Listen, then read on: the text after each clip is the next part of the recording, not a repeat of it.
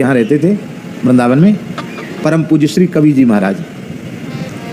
साधु साई नाम तो कुछ दूसरा था उनका, पर कवि जी सब लोग कहते थे। तत्काल काव्य रचना कर देते थे, कविता में ही बोलने लग जाए, ऐसे थे, बहुत विलक्षण विद्वान थे। तो हम उनको रामचरितमानस कंठस्थ कराते थे और वो हमको व्याकरण पढ़ाते थे। हम बोलते वो उसकी व्याख्यान करके पढ़ाते थे। देख तो पाते नहीं थी, नेत्र ज्योति चली गई थी। तो कहते थे हम बड़े दुखी हैं, जब तक आँख थी तब तक तो रामचरितमानस पढ़े नहीं, और जब आँख चली गई और जब रामायण की चौपाई सुनते हैं तो मन में बड़ी पीड़ा होती है कि हम रामायण कंठस्थ करेंगे। तो हम उनको महाराज जी कंठस्थ कराते थे, एक दोहा पढ़ के सुनाते और ऐसे सुनते, फिर कहते द्वारा सुनाते। फिर जैसे टेप रिकॉर्डर में टेप होता तो वो हूबहू वैसे ही सुना देते एक दोहा। इस तरह से 5 दोहा 10 दोहा हम उनको सुनाते और वो तुरंत सुना देते, 1 घंटा लगता लगभग। दूसरे दिन कहते हमारा कल वाला पाठ सुन लो, तब आप आगे वाला पाठ हमसे पढ़ना। तुम हमको पढ़ाते हो, हम तुमको पढ़ाते हैं। तो एक दिन उन्होंने हमसे कहा कि मेरे शरीर के जो पितामह थे वो भी संस्कृत के प्रकांड विद्वान थे और तंत्र शास्त्र के बहुत बड़े ज्ञाता थे। तो उन्होंने मुझे कुछ प्रयोग बताए हैं तंत्र के, सात्विक हैं, उनमें कोई अशुद्ध चीज खाना पीना नहीं है, लेकिन बड़े चमत्कारिक प्रयोग हैं। और मेरे बाबा ने हमको दिया था, कहा था किसी सुपात्र को जरूर देना। तो तुम ही हमें सुपात्र समझ में आते हो, मैं तुम्हें सारे प्रयोग सिखा दूंगा और बहुत थोड़े विधि से वो ठीक हो जाएगा, आपको हो जाएगा, काम हो जाएगा। उसकी जबकि संख्या एक विधि है, उससे आपको सिद्ध हो जाएगा।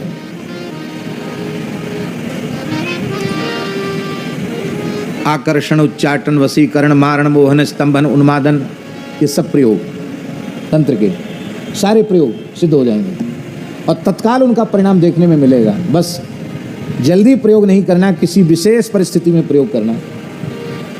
तो हमने कहा कवि जी से कि गुरुजी आपकी आज्ञा हो तो मैं अपने महाराज जी से पूछ लूँ, भक्तमाली जी से पूछ लूँ। अरे नहीं, उनसे मत पूछना, वो मना कर देंगे, उनसे नहीं पूछना, ये तो मैंने बड़ी गुप्त बात तुमको बताई है। हमने कहा हम तो उनसे बिना पूछे कुछ करेंगे नहीं। बोले देखो ऐसा है, तुम्हें अभी महत्व मालूम नहीं है, इसलिए तुम्हारे मन में ऐसी बात आ रही। अभी मैं चमत्कार दिखाऊंगा तब नमस्कार करोगे। तो प्रतिपदा अष्टमी अनध्याय का दिन आता है, तो दूसरे दिन अष्टमी थी। हमसे बोले कल तो तुम आओगे नहीं। हमने कहा नहीं आएंगे गुरुजी, कल तो अष्टमी है। ठीक है, तुम्हारी भी छुट्टी हमारी भी छुट्टी है, लेकिन देखो कल तुमको शाम को मेरे पास आना पड़ेगा। मैं एक मंत्र का प्रयोग करूंगा और तुमको किसी भी कीमत पर मेरे सामने आना पड़ेगा। तो हम भी हट पड़ गए। मैंने कहा आपने अच्छा किया बता दिया, अब हम किसी भी कीमत पर आपके पास नहीं आएंगे।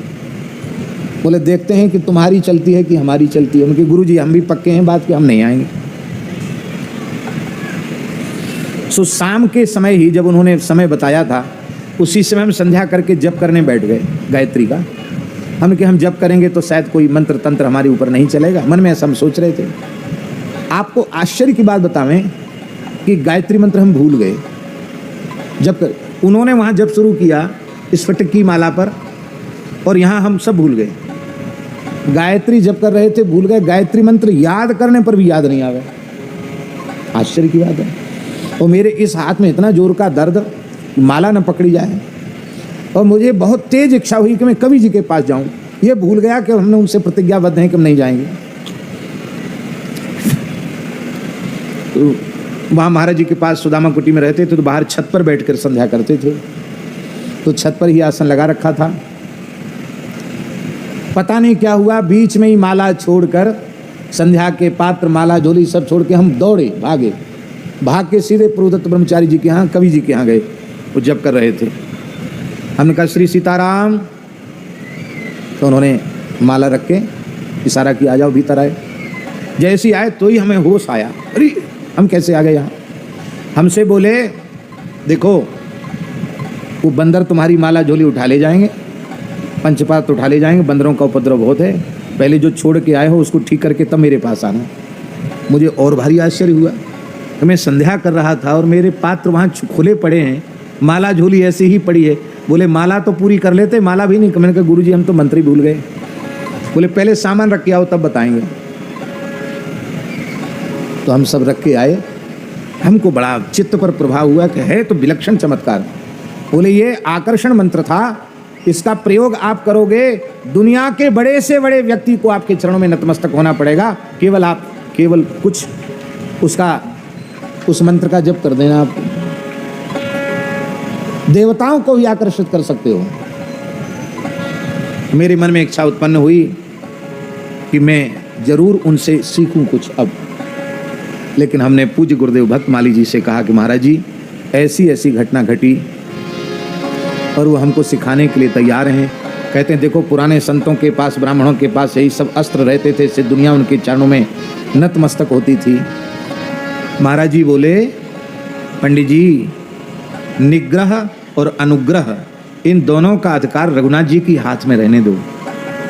वे किसी पर अनुग्रह करें या किसी का निग्रह करें, अपने हाथ में दंड विधान मत लो, राम राम करो। ये सब काम नहीं करना, अपने को सीधे सीधे राम राम करना है, इस चक्कर में नहीं फंसना है। जो करेगा सो भरेगा। तुम दंड देने वाले कौन होते हो?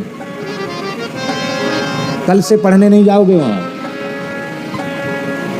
कल से पढ़ने नहीं जाना वहां, यहीं से दंडोत कर लो। हमने पढ़ने जाना बंद कर दिया।